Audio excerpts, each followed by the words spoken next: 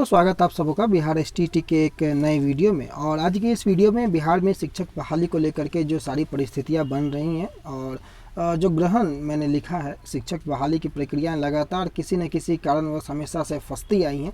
और अगर बिहार की हम बात करें तो बिहार में खास करके शिक्षा की जो व्यवस्था वो शुरू से ही लचर है। और अभी के इस कोरोना काल के जो बढ़ते संक्रमण को देखते हुए शिक्षा की जो स्थितियां हैं वो बिल्कुल तबाह हो चुकी हैं। तो उस सिलसिले से जुड़ी हुई कई महत्वपूर्ण बातें, चाहे वो छठे चरण की बात ले ले, एसटीटी 2019 वाले की बातों को ले ले, प्रारंभिक शिक्षक की बातों को ले ले, उसको सारी बातों को जो है 1 बाय 1 करने का प्रयास करेंगे। कई अन्य बातें जो हैं वो बिहार से शिक्षा व्यवस्था से संबंधित हैं, उनको 1 बाय 1 देखेंगे जो अखबारों के माध्यम से प्रकाशित किया गया है। और अंत में एक एनालिसिस कि आखिर ऐसा क्यों और इसकी संभावनाएं आने वाले दिनों में कब तक, इन सभी चीज़ों को लेकर के डिस्कशन इस वीडियो में करेंगे। जो लोग चैनल पर नए होंगे, चैनल के नीचे जो है वो लाल रंग का सब्सक्राइब का बटन दिख रहा होगा, आप उस बटन को प्रेस कर सकते हैं ताकि आपको कोई भी लेटेस्ट वीडियो बिहार एसटीटी के रिगार्डिंग ना छूटे। दोस्तों, सबसे पहले विश्वविद्यालयों में जो है 31 मई तक की गर्मी की छुट्टी की जो है अनाउंसमेंट कर दी गई है। और अब जो भी आपको परीक्षाएं आयोजित थीं या प्रस्तावित थी मई में, वो परीक्षाएं भी अब जून में होंगी। पहले 1 से 30 जून तक ही जो है वो छुट्टी आपको गर्मी की छुट्टी थी, लेकिन कोरोना के जो संक्रमण की जो दूसरी लहर है उसकी भयावता को देखते हुए राज्यपाल, जो कि कुलाधिपति भी होते हैं, वो मई में ही राज्य के विश्वविद्यालय और महाविद्यालय में गर्मी की छुट्टी तय कर दी है। और इस बार 1 से 31 मई तक गर्मी की छुट्टी रहेगी और इसको लेकर के सभी विश्वविद्यालयों को भी दिशा निर्देश जारी कर दिया गया है। इस खबर को लेकर के कहीं ना कहीं आप यह बात को जानें कि जिस प्रकार से शिक्षा व्यवस्था में, चाहे वो स्कूल हो, कॉलेज हो, विश्वविद्यालय हो, काम बिल्कुल ठप पड़ा हुआ है। और जब तक ये कोरोना का काल रहेगा तब तक किसी भी प्रकार की विधि व्यवस्था आगे बढ़ती हुई आपको नहीं दिखेगी, पहली बात। दूसरी बात कि स्कूलों कॉलेजों में रोजाना 25% शिक्षक आएंगे, जो कि शिक्षा विभाग जो है वो गृह विभाग के आदेश के अनुपालन में यह निर्देश जारी किया गया है। और जहां 3 से कम शिक्षक है वहां बारी बारी से वो लोग जो हैं वो विद्यालय को आएंगे। और इसका जो जानकारी 28 अप्रैल के आदेश जो गृह विभाग का था उसके अनुपालन में शुक्रवार को सभी जिलाधिकारियों, जिला शिक्षा पदाधिकारियों को भी जारी कर दिया गया था। ये बातें भी एक महत्वपूर्ण बात आपको देखने को मिलेगी। आगे जो बातें हैं कि कोर्ट में जो मामला लंबित रहने के कारण सारी शिक्षक नियोजन प्रक्रियाएं जो हैं वो लंबित हैं। जिले के 290 नियोजन इकाई में छठे चरण में जो नियोजन होना है, चाहे प्रारंभिक शिक्षकों का नियोजन होना है, वो सारी मामला जो है वो कोर्ट में मामले के लंबित होने के कारण प्रक्रियाएं रुकी पड़ी हैं। मामला स्टे पे है।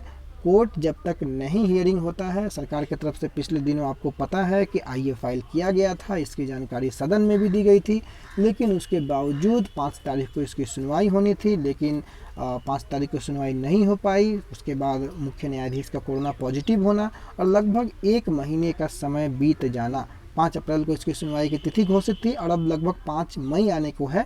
1 महीने के बावजूद भी किसी प्रकार की सुगबुगाहट इस केस को लेकर के नहीं दिखती है। प्रारंभिक शिक्षक का मामला जो है हाईकोर्ट में लंबित है। जिला शिक्षा कार्यालय के एक अधिकारी के द्वारा बताया गया कि प्रारंभिक शिक्षक नियोजन में आवेदन के समय दिव्यांग अभ्यर्थियों ने आरक्षण हेतु जो मामला न्यायालय तक पहुंचाया है, उस कारण से सारी शिक्षक व्यवस्था, शिक्षक नियोजन प्रक्रिया पर स्टे लगा हुआ है। और 290 नियोजन इकाई में जो नियोजन होना है और उसमें आपको छठे चरण के भी सीटें हैं, उसमें आपको प्रारंभिक के भी 90,000 से ज़्यादा की सीटें हैं।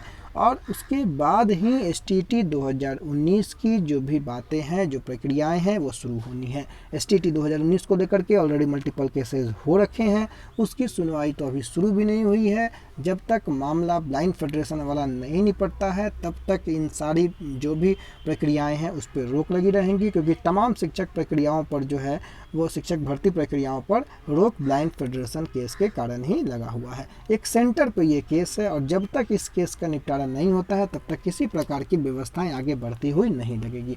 सबसे बड़ा सवाल कि आखिर इस केस का इतना इम्पोर्टेंस क्यों, क्योंकि जो स्टे लगा हुआ है वो इसी केस के कारण लगा हुआ है। और अब ये एक सवाल तमाम शिक्षक अभ्यर्थी के मन में कि इस केस के निपटारे हेतु क्या हो सकता है आगे। देखिए, आपके, मेरे या किसी के बोलने से ये केस पे कोई प्रभाव नहीं पड़ेगा। ये केस पूरी तरीके से, इस केस का जो आपको कह सकते हैं कि गेंद पूरी तरीके से सरकार के पाले में है। सरकार की मंशा क्या है, सरकार का बिहेवियर क्या है, वही डिपेंड करेगा। सरकार जब तक खुद से इनिशिएटिव नहीं लेगी तब तक ये केस या ये स्टे नहीं हटेगा। सरकार अगर चाहे तो स्टे हट सकता है। सरकार अगर चाहे तो शिक्षक नियोजन प्रक्रियाएं आगे बढ़ सकती हैं, और जैसे ही ये प्रक्रियाएं आगे बढ़ेंगी, इसमें देरी नहीं है क्योंकि छठे चरण वाली सारी प्रक्रियाएं पूर्ण हो चुकी हैं। उसके बाद नंबर आता है 7वां चरण यानी कि 2019 STT वालों का। 3 विषयों का रिजल्ट मैंने पिछले दिनों भी बताया, कोरोना के कारण रुका पड़ा है। अब सवाल यह उठता है कि जब सारी चीज़ें सरकार पर डिपेंड है, सरकार के इनिशिएटिव पे ही सब कुछ है, तो सरकार इनिशिएटिव ले रही है या नहीं ले रही है। इसका प्रमाण आप सबों को पता है कि 5 अप्रैल से 5 मई हो गई, लेकिन किसी प्रकार की सुगबुगाहट नहीं देखने को मिली। और आने वाले भी जो हफ्ता है, उस हफ्ते में भी किसी प्रकार की कोई उम्मीद नहीं है कि इस केस को सुना जाएगा।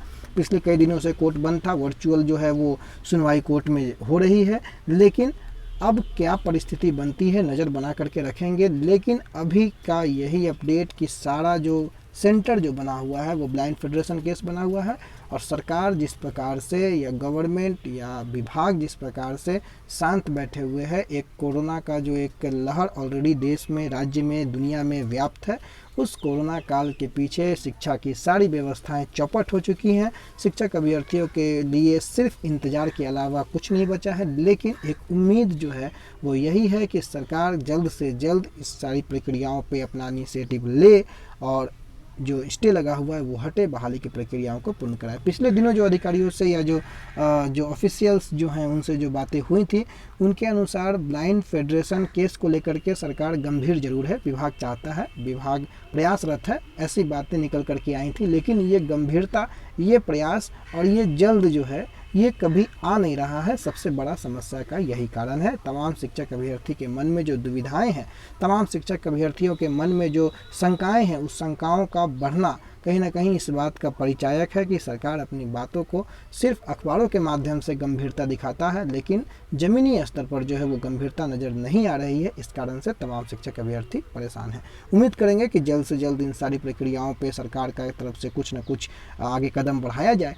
और जल्द से इन जो ये स्टे लगा हुआ है वो स्टे को हटाया जाए। उसके बाद ही STT 2019 वाले की प्रक्रियाओं को शुरू हो पाएगा, जैसा कि शिक्षा मंत्री के द्वारा इस बातों को कहा गया।